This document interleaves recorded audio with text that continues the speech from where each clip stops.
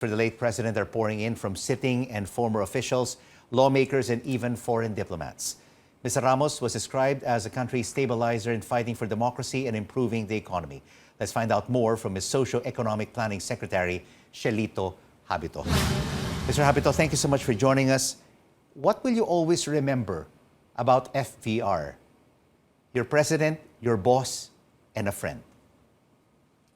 Well, I will always remember him to be the exemplary leader that he was.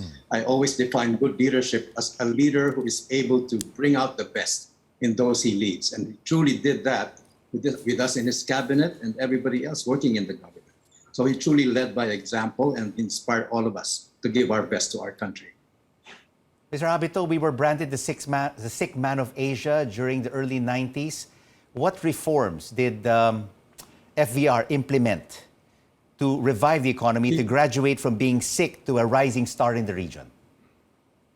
He liked to sum up his economic strategy in 5 Ds, starting with democratization, decentralization, devolution, deregulation, and development that is sustainable, or sustainable development.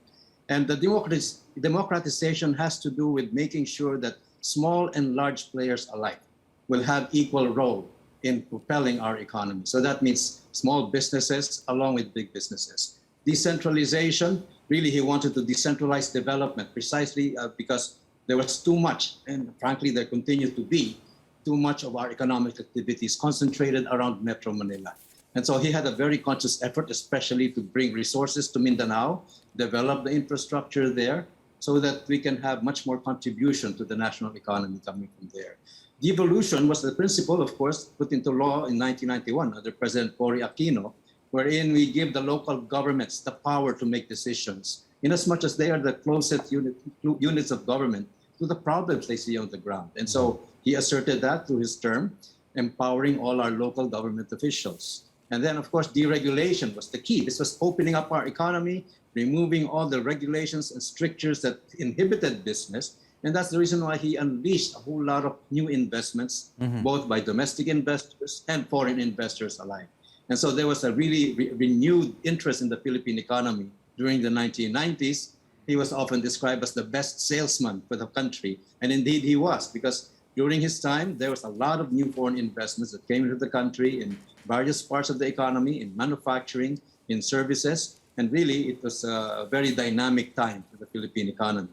And of course, finally, sustainable development was very, very important to him.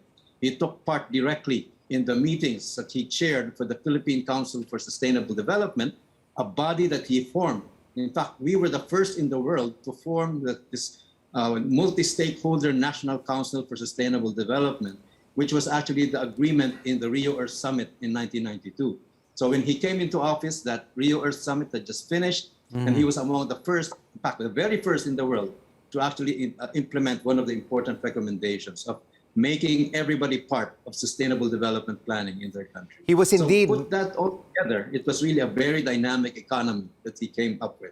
He was a great salesman. He would travel the world, and he would sell the Philippines as a great investment destination.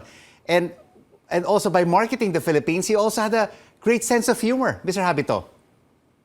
No, indeed. And, well, of course, you know, he was of course fond of slogans for the country, and the main thing that we were talking about then was the Philippines is back in business. And of course, in the way he would push that, he would use his legendary humor to actually entertain the audiences that he would speak to whenever we were in foreign trips. And what was quite remarkable was how much interest we attracted when we had these briefings for foreign business groups. We would see standing room only audiences. And in fact, we were told by our host that before they would have to get the smallest room for these kinds of things because they were embarrassed that they would not be able to fill them. This time, there were biggest rooms in these venues, and it's still standing room only. So truly attract a lot of interest to the country at that time.